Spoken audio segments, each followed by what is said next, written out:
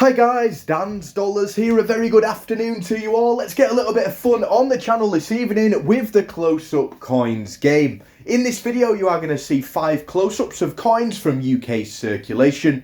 4 of these coins are 50p commemoratives and there's also one £2 commemorative coin as well. As the video goes on they will get harder and harder, and this could well be the hardest close-up coins we have done so far. I'm not going to tell you which order the 50p's and the £2 coin are in. Unfortunately, you're gonna have to find that one out yourselves at home. Get those guesses in that comment section below, and on Sunday afternoon we'll go through all of the answers and we'll get a leaderboard up for everyone that managed to guess all 5 of them correctly. If a couple of the images are slightly blurred, I do apologise, but again, that will hopefully make it a little bit more difficult for everyone at home as well. And maybe for the first time ever, I'm sure somebody will, but for the first time ever, you never know, somebody might not get all 5 of these correct.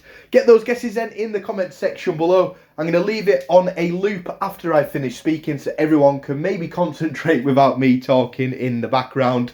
Again, good luck, have a lovely day everyone, stay safe, and as always guys, thanks for watching.